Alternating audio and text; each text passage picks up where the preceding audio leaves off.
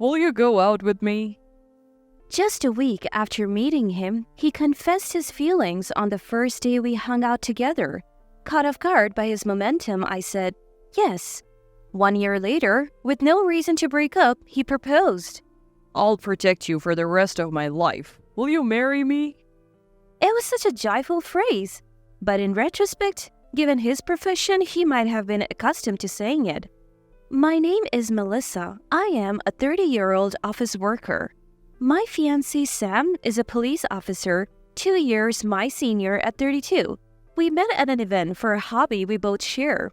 I was invited by my friend from high school and decided to participate.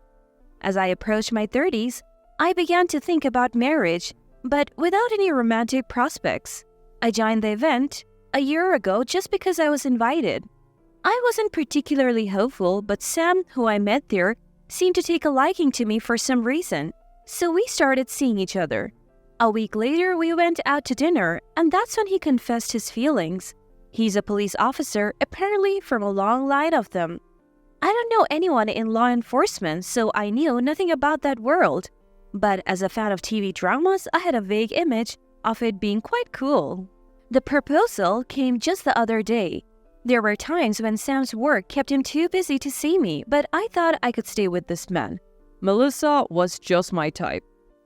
Apparently, he liked the way I looked and would often say things like that. I was happy to hear that, but it bothered me when he said things like, We don't have any high school graduates in our family. Well, I guess it can be helped. As if he was looking down on me for being a high school graduate. But it's true that I only graduated high school and Sam seems like an elite, having graduated from university, so perhaps it's inevitable that he would think that way. My family only has my mom, so I wanted to get a job quickly and make life easier for her, rather than go to college. When I told him that, he nodded and seemed to understand, so I believe he meant no harm. When I was in elementary school, my parents divorced because of my father's debts, and since then, my mother has raised me by herself without any child support, so I didn't want to burden my mother with the cost of college. In high school, I was encouraged to go to college with a scholarship, but I wanted to work and make money as soon as possible, so I chose to join the company I am at now. I have told Sam about this, and when I asked him just to make sure, you don't have any debts, do you? He laughed and said, Of course not. My mother had a hard time because of my father's debts. That's why I hate debts. I felt that even a scholarship was a kind of debt, and I didn't want to borrow money to go to college. Relieved by Sam's response, I decided to marry him. Now I live away from home, but I often talk to my mother on the phone. I have told her about Sam, and when I told her about his proposal, she was delighted. We haven't had a chance to introduce him to my mom due to Sam's schedule, but we are planning a meeting between both families soon, so I'll introduce him to her then. Before the family meeting, Sam asked me to visit his parents' house, so I, though nervous, went to his family's house with him. His mother, who greeted us, seemed to be a quiet person. After greeting her, we were led to the living room where his father was waiting. His father, in a word, seemed to be a big shot, and I was a little put off by him. Once the greetings were over, his father began to talk.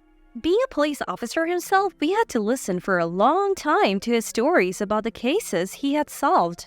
He keeps insisting that he was the only one who could have solved it, but all I can do is nod along.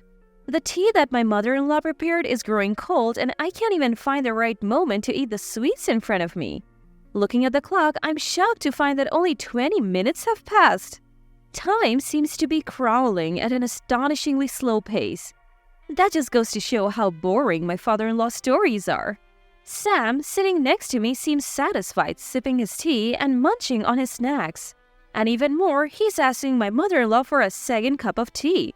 Wait, was he always this inconsiderate? Or is he used to his dad's rambling that he doesn't feel the need to consider my feelings? Although I let my father-in-law's stories in one ear and out the other, nearly an hour of one-sided conversation leaves me feeling quite drained. Finally, it seems like his tale has come to an end. As I reach for my tea, just as I expected, it has gone cold. My mother-in-law tries to make a fresh pot, but Sam interrupts with, It's fine. Melissa likes her drinks lukewarm. And that's why I ended up drinking cold tea. I mean, I do prefer my drinks lukewarm, but I would have preferred to drink it before it got this cold. My father-in-law goes out to have a cigarette, and when he returns, the smell of tobacco follows him in. I find it a little unpleasant, but I'm grateful he smokes outside. Just as I'm thinking this, something even more outrageous happens. My father-in-law brings out some documents and begins spreading them on the table. As I look closer, I realize that they're about me. I'm shocked, but he states matter-of-factly, I had a background check done on you. Those words leave me with a sour taste in my mouth. It feels as though I have done something wrong. As he pursues the documents, he lets out a sigh. Raised by a single parent and only a high school graduate. Well, that wasn't exactly a secret I had already told Sam. Surely he's not going to say he won't allow the marriage because of that. However, looking at me, my father-in-law says, You just barely pass? Barely? Is it because I'm from single-parent household or because I'm a high school graduate? I can't help but feel lost in my thoughts. But then Sam turns to me and says, Good job, Melissa, you passed. So I guess I passed. I let out a sigh of relief. Oh, when you're a cop, you have to do a background check on whoever you're marrying. Sam explains, It's the first I have heard of this. It would be problematic if there were criminals in the family or if investigative information got leaked. While Sam's explanation makes sense and I'm not against the idea of the check, I wish he had mentioned it sooner. I didn't like the fact that he just showed me the results of the investigation. And his comment about me barely passing was certainly rude. But at least I passed. I guess I won't have to go through this again. With that thought, I switch gears. As we wrap up the visit, Sam offers to drive me home. I ask him to drop me off at my mom's place. She should be home from work by the evening. I thought I would drop by and chat since I told her about visiting Sam's parents. Sam starts the car and we head towards my mom's place. In the car, I joke, I was surprised by the background check, but I guess that's part of being a cop? Maybe I should do a background check on you, Sam, just for fun. He laughs and says, Go ahead, there's nothing you'll find about me. Sam laughed. Go ahead, you won't find anything about me. As we were talking, we got close to my parents' house. I sent my mom a message saying we'd be there soon. She kindly came out to the entrance of the apartment to greet us. Sam greeted my mom. Since there was no place to park the car, he left after a quick greeting. I went inside and told my mom about the day's events. She was surprised about the background check, but she said, It must be tough being a cop, but I don't really like their methods. Then my mom says, That guy, he has a fancy car and he looks well off. But do cops make that much money? He doesn't have any debt, right? I'm not exactly sure about Sam's salary, but he seems like an elite among the police, so I suppose it's decent. My mom was worried about debt because my father had accumulated debt, which led to their divorce. When I mentioned this, my mother simply said, I see. A month later, I arranged to meet my mom at the nearest station to head to a restaurant that Sam's family frequents for our families to meet. A 10-minute bus ride from the station, we arrived at a rather fancy restaurant. Already there were Sam and his parents. Upon greeting them, my future father-in-law started off with, Oh, we've been waiting. This is your first time in a place like this, isn't it? It must have been hard getting here without a car. He had a tone that could only be taken as snide. There was something I had to tell them today. But as I was pondering over how to put it, my future father-in-law started bragging about something again. I put up with it for about 10 minutes, but then I gathered my courage and opened my mouth. Excuse me? At this, my future father-in-law immediately looked displeased. What is it? It's rude to interrupt when someone is speaking. Don't you have any manners? I was about to retort that the one who lacks manners is the one who endlessly talks about things no one is interested in, but I swallowed my words and took a deep breath. I'm sorry, but I would like to reconsider this marriage. When I managed to say that, Sam looked surprised and turned to me. I thought I would marry Sam, but I want to rethink. Melissa, what do you mean? A flustered Sam glanced back and forth between me and his father. Is it because of the background check my dad did the other day? I shook my head. The background check itself is not a big deal. Then it's about my dad's attitude. I agree. It's inappropriate. It's rude to talk about the results of a background check like this, and it must have been torture listening to his bragging all the time, right? When Sam said that, I couldn't help but chuckle. You understand well, but why didn't you stand up for me at that time?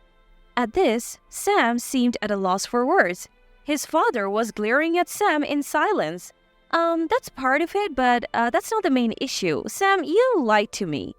Sam, who had been flustered, froze for a moment. Lied? You mean about me dating 2 girls at once? But it's different. I've already been dumped by the other girl. I only have eyes for you, Melissa, believe me. Hearing Sam suddenly expose himself like that, this time I was the one who was frozen. Dating 2 girls at once? From what he's saying, he was dating 2 girls, got dumped by one of them, and decided to marry me? I was momentarily confused, but that must be it. I never expected I was being 2-timed. My father-in-law continued to glare at Sam while my mother-in-law looked at us in shock. I couldn't bear to look at my own mother's face. I'm sure it was a picture of rage. I pulled out a document from my bag and handed it to Sam. Sam, looking utterly baffled, took the document. That's the reason we can't get married.